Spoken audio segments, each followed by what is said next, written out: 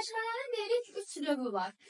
Bunu üçərsən qeyd et. Məşğələnin birinci hansı mərhələsi gəlir? 3 mərhələdən ibarətdir məşğələ. Birinci hansı mərhələdir? Qeyd et Fatimə. Bir dənə Fatimə qeyd etsin. Aha, bunların bir-birindən fərqini bizə izah et. Şeydir, bəli. Oturaraq qeyd et. Aktuallaşdırma keçmiş mövzusunu təkrar eləsinəydi. Məşğələ ilə başlayırdı. Motivasiya isə uşaqlara suallar verirdi. Yeni mövzu. Aha, deməli, əgər keçmiş mövzunu təkrar olaraq sual-cavab ediriksə, nə götürmüş oluruq? Aktuallaşdırma. Yəni, uşağın öyrəndiyini sual-cavabla aktuallaşdırır. Amma əgər uşaqları dərsə cəlb etmək üçün sual-cavab edirik, necə qeyd etmiş oluruq? Motivasiya, bəli. Əminə, sən ikinci mərhələ ilə bağlı məlumat verir, necə qeyd etmiş oluruq? Mərhələ dərk etmə mərhələsi. Aha, dərk etmə necə fərqlənəcək? Dərk etmədə uşaqlar yeni bilik və bacarıqları tədqiq edərək fəal şəkildə öyrənirlər. Yəni, uşağın başa düşmə. Burada mən sizə öyrətmişəm, tərif formasında demir.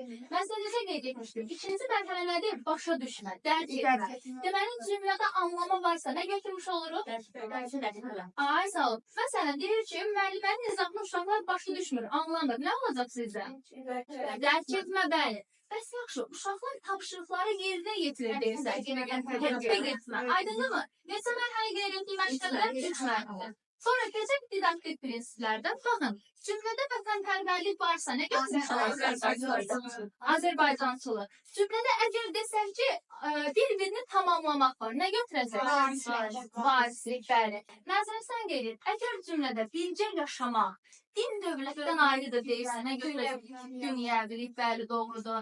Bəs yaxşı, Fatimə, sən qeyd et. Əgər testdə qeyd edilsə ki, müasir dövrün tələbinə uyğun olaraq tələb yönümdür. Niyə tələb yönümür? Çünki müasir dövrün tələbinə uyğun olaraq qeyd edir axı.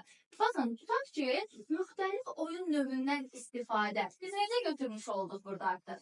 Tələb yönümlü. Çünki müasir dövrün tələbinə uyğun olaraq həyata keçirilir. Sonra keçək növbəti isə didaktik prinsiplərlə. Əgər bizə sual verilsə ki, cümlədə diagnostik qiymətləndirmə var. Nə görmüş? İnkişaf yönümlü. Formativ qiymətləndirmə var. Ay, sağ olun, inkişaf yönümlü. Cümlədə təhlil etmə var. Nə götürəcəksiniz? Təhlil edir, dəyərləndirir. O da inkişaf yönümlü. Bəli, doğrudur. Bu hissələrdə müqayisəyə diqqət edin. Diagnostik və formativ. Aydınmı? Məsələn, cümlədə desək ki, maraq, tələbat var. Nə götürəcəksiniz? İnkişaf yönümlü, bəli. Sadədən mürəkkəbə doğru deyir. Nə götürəcəksiniz? Varislik, bəli, doğrudur. Daha sonra Nuray sən qeyd et. Əgər cümlədə desək ki, uşaqlara himn oxuturur müəllim. Nə götürəcəksiniz? Azərbaycançılıq. Niyə Azərbaycançılıq götürür? Ay, sağ ol. Dövlət rəmzi var burada. Kim nədir? Dövlət rəmzidir. Baxın, mən uşaqlara bayrağın rəngini izah edirəm. Nə olmuş olacaq burada? Azərbaycançılıq. Niyə? Çünki dövlət rəmzi haradaydı? Azərbaycançılıqdaydı. Aydındır mı? Bu hissəyə gedir, başa düşmədiyiniz nəsə var? Son olaraq bir də bunu soruşuq. İnkluziya və Ülkər bunu sən qeyd et. İnteqrasiyanın fərqi. Bax, bu imtahana düşür. İncə xırdalığa diqqət et. Amma diqqət ol.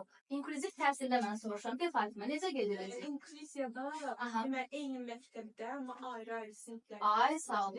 İnkluzivdə eyni sinifdə, eyni məktəbdə. Bəli. Baxın, eyni müəssisədə, eyni sinifdə deyirsə, inkluziya götürürsünüz.